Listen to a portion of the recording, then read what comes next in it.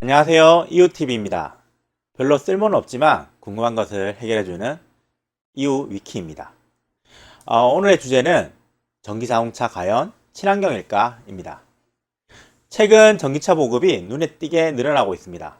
특히 올해 들어서면서 여러분들도 거리에서 쉽게 만나볼 수 있을 텐데요. 미세먼지가 건강을 위협하는 요즘 시대에 특히 전기차는 대세가 될 것 같습니다. 그런데 친환경 자동차라는 전기 자동차에 대해 두 가지 의문이 생깁니다. 먼저, 과연 전기차가 내연기관차보다 에너지 효율이 높을까? 전기를 생산하려면 결국 기름으로 발전을 해야 할 텐데, 기름으로 바로 움직이는 내연기관보다 화력발전소에서부터 몇 단계를 거쳐서 전기를 공급받는 전기 자동차가 과연 에너지 효율이 더 높을까라는 의문입니다. 그리고 다른 하나는, 전기차가 많아지게 되면 주차장 내에 수많은 전기차들이 동시에 충전을 하게 될 텐데, 과연 이 엄청난 전기를 충분히 공급할 수 있을까라는 의문입니다. 첫 번째 의문에 대해서는 자료를 찾아보니 별로 걱정할 필요는 없어 보입니다. 화력발전소에서 전기를 생산하는 과정에서 손실이 발생하고, 그걸 다시 전선으로 옮기게 되면 또 에너지 손실이 발생하고, 다시 또 전기로 차를 움직이게 되면, 결론부터 말씀드리면 언뜻 보기에 과정이 짧아서 손실이 적어 보일 수 있으나 실제 손실되는 양을 계산해 보면 내연기관차보다 전기차의 효율이 2배 높습니다. 내연기관차의 엔진 에너지 효율은 30%에 불과합니다. 그러면 70%의 손실이 일어나는 거고요. 이어서 엔진에서 바퀴로 가는 동력전달 과정에서 35%의 손실이 발생하고, 결과적으로 최종 에너지 효율은 19% 정도가 됩니다.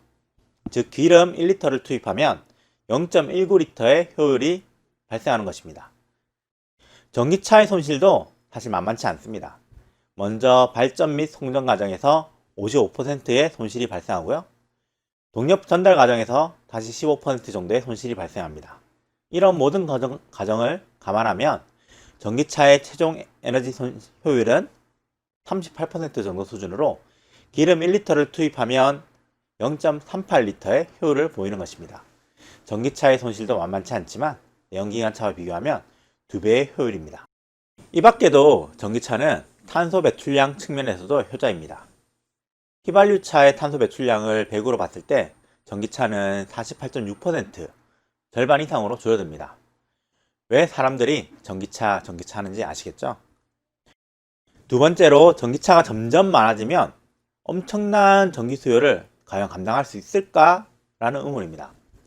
상상 이상으로 전기 사용량이 급증할 텐데, 지금처럼 동해안에 원전을 건설하고 대형 송전탑으로 전기를 가져오는, 이렇게 할 것인지, 우리가 사는 대구는 전기차로 공기도 맑아지고 깨끗해지는데 정작 원전과 송전탑 등 해로운 건 사람이 적게 사는 동네에 이걸 몰아줄 것인지, 참 이렇게 생각하면 불편합니다.